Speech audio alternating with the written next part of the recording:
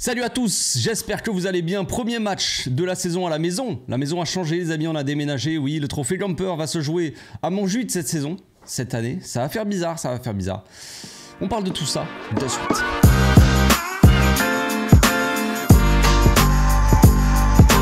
Au passage, n'hésite pas à nous rejoindre si c'est pas encore fait et à partager la chaîne autour de toi, ça fera plaisir à tonton. La maison a changé, mais il va falloir l'inaugurer comme il faut, de la meilleure des manières, j'ai envie de dire. Une victoire contre Tottenham, ça serait quand même le strict minimum. Non, on s'en fout, concrètement on s'en fout. Le Gamper, les amis, c'est un jour de fête. C'est un jour de fête ici, pour le Barça en tout cas. Le trophée Gamper, comme vous le savez, c'est un peu une tradition. C'est déjà pour célébrer, c'est un match de célébration. C'est le premier match de l'équipe à domicile, devant ses supporters. On présente la nouvelle équipe, il y a les discours des coachs, des capitaines. Oui, je sais, oui, le discours de capitaine cette saison sera fait par Sergio Roberto. Mais vous ne m'enlèverez pas mon bonheur, ma joie de revoir un peu le Barça. Puis vu que je serai au stade, donc forcément, on m'enlèvera encore moins ma joie, tout simplement. Donc c'est aussi pour célébrer évidemment le père fondateur, le fondateur du Barça, Johan Gamper. Donc c'est vraiment un jour de fête. Il n'y a pas de pression, de match, de quoi, on s'en fout complètement du résultat. C'est avant tout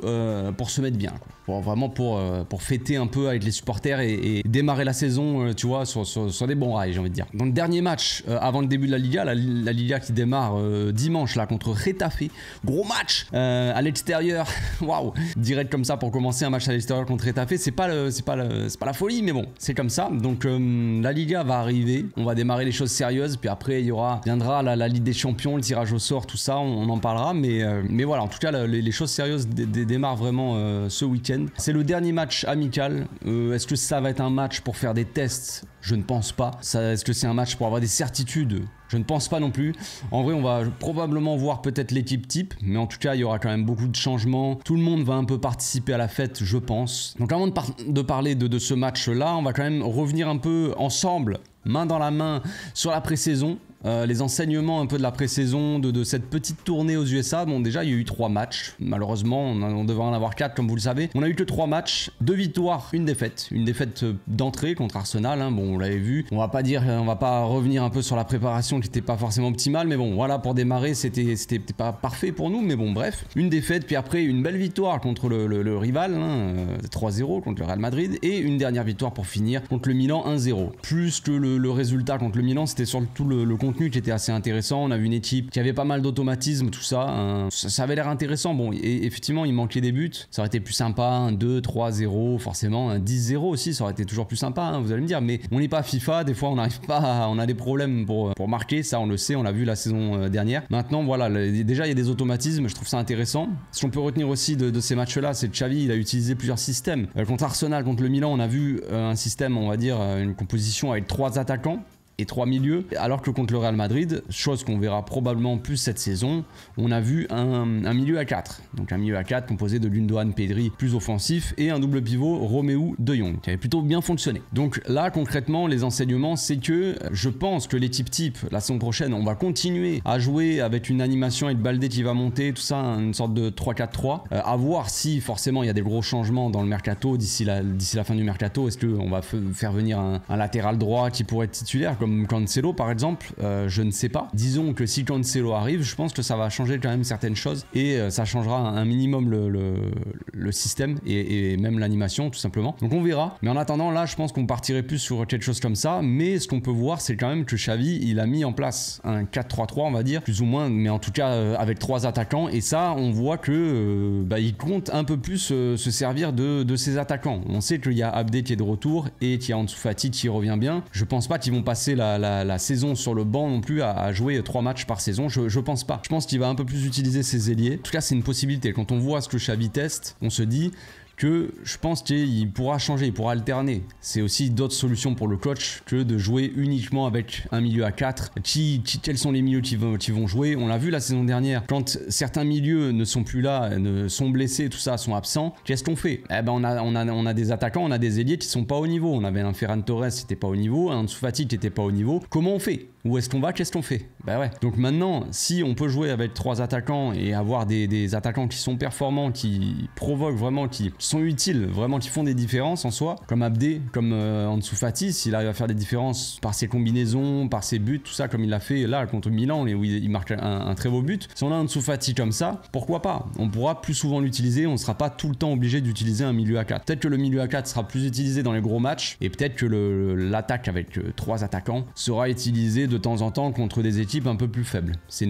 Pour moi, c'est une possibilité. Ce qu'on a vu aussi donc, dans cette pré-saison, c'est qu'en attendant l'arrivée de Vitor Roque, eh bien, la doublure de Lewandowski serait Ferran Torres, logiquement. C'est ce qu'on a vu en tout cas. Et ce qu'on a vu aussi, c'est que Ferran Torres a mis plus de buts que Robert. Mais ça, c'est un détail. On va pas cracher sur Lewandowski. Allez, ce n'est que des matchs amicaux. Mais voilà, Ferran Torres a été plus ou moins intéressant dans ce rôle-là. Il a été au niveau. Voilà, on va voir ce que ça va donner dans la saison. On va voir si ça se trouve il va partir avant la fin du mercato. On n'en sait rien.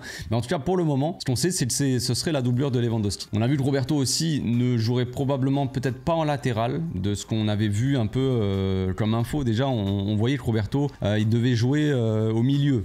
Soi-disant, Xavi, c'est les infos qu'on avait, des échos des médias, mais Xavi l'a pas dit clairement, je crois. Mais Roberto devrait plus jouer au milieu que latéral, et c'est ce qu'on a vu dans cette pré-saison. On a vu un Roberto qui était dans un double pivot, tout ça, au milieu, mais qui jouait pas forcément latéral. C'était soit Koundé, soit Araujo, soit Dest qui devrait quand même partir. On a vu aussi Garcia jouer, mais en défense. Se poser la question la saison dernière, pourquoi pas utiliser Garcia en 6, puisqu'en défense, ça ne le fait pas, il a du mal, tout ça.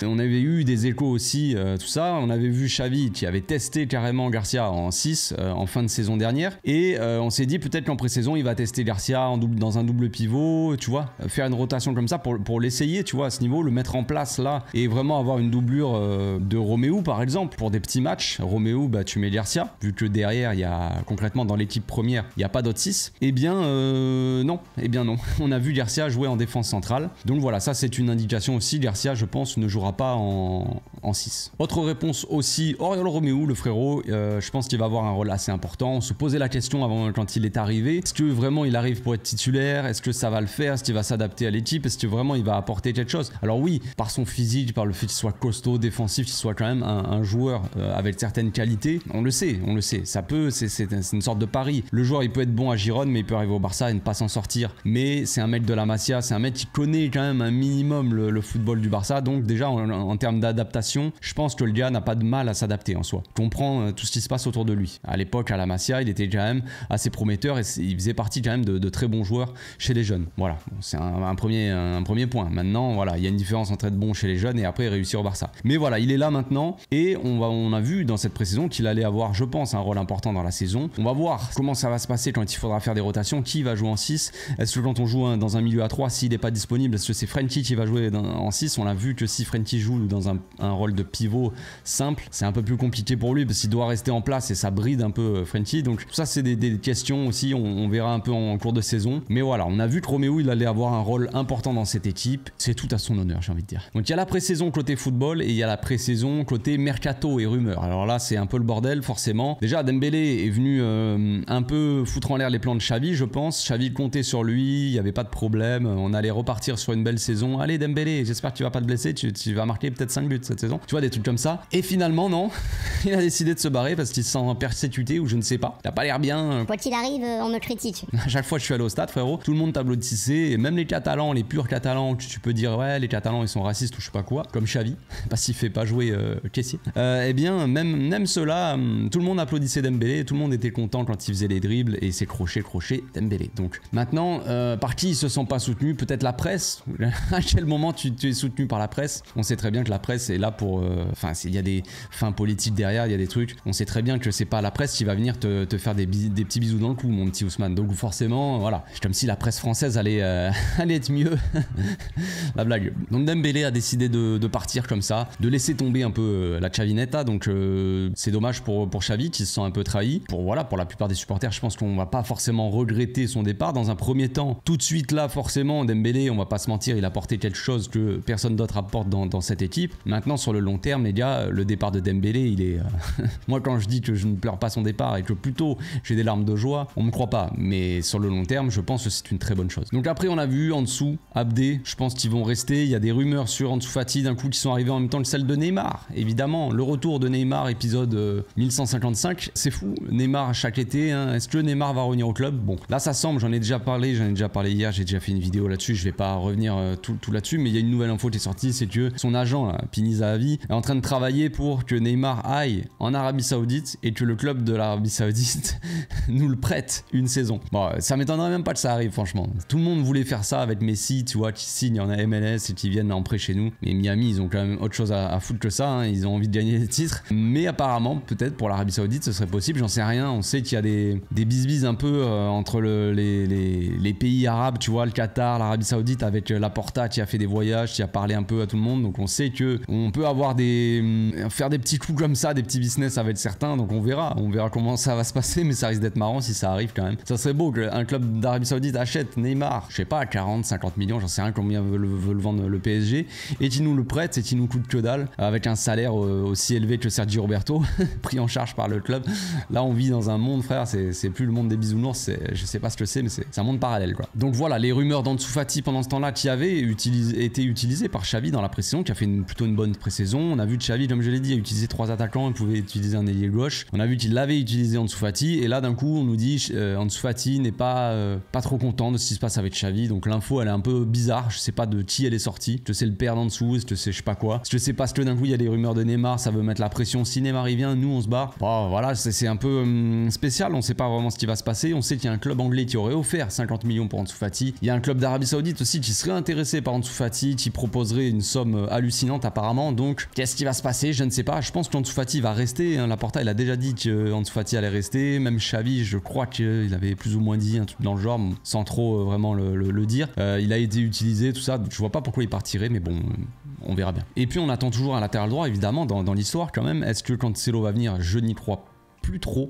En vrai, de ce qui est sorti comme info, c'est que le salaire, il serait quand même collerait pas forcément avec les exigences de, enfin les exigences de Cancelo collerait pas forcément avec ce que peut proposer le Barça.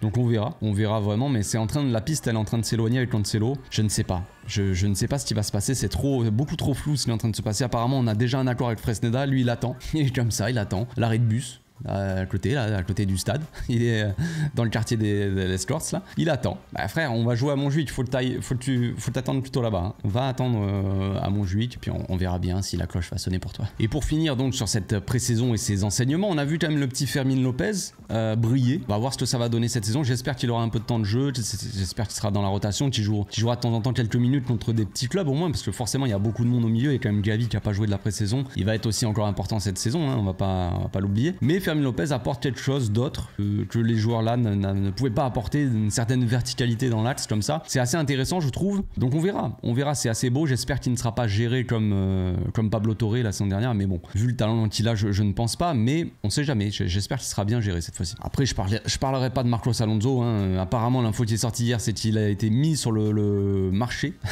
Alors forcément moi j'ai des larmes qui ont coulé, des larmes de joie, vous allez me dire, hein. Je ne m'exprimerai pas sur Marcos Alonso, vous savez très bien ce que je pense de lui, mais ça serait incroyable si Marcos Alonso partait du club, même gratuitement, je veux dire, sans spécialement le vendre, ça serait incroyable. Bref, le trophée Gamper, donc on y revient un petit peu. Comment va jouer Xavi? Quels sont les joueurs qui vont jouer ce soir? Je ne sais pas vraiment. Est-ce que Xavi va mettre l'équipe type? C'est probable, franchement, c'est probable. On va peut-être mettre en place l'équipe qui va jouer ce week-end déjà. Commencer à se mettre en jambes, à vraiment se mettre en place plutôt. Se mettre en jambes, c'est déjà fait. Mais se mettre en place et vraiment essayer d'avoir un maximum d'automatisme avant le début de la Liga. Il y a des chances que forcément Christensen n'a pas été convoqué, donc forcément il ne sera pas titulaire, il ne jouera pas ce soir, donc il y a des chances que ce soit Eric Garcia qui joue en défense. Est-ce que Gundogan qui a été blessé, est-ce que lui jouera aussi, ou est-ce qu'il sera un peu mis au repos par sécurité on va dire, tu vois, qui jouera peut-être quelques minutes mais qui sera pas d'entrée de jeu? C'est possible aussi, on va voir. Comme je l'ai dit, le trophée Gamper est une fête les amis, on va profiter de tout ça. Moi je vais aller au stade,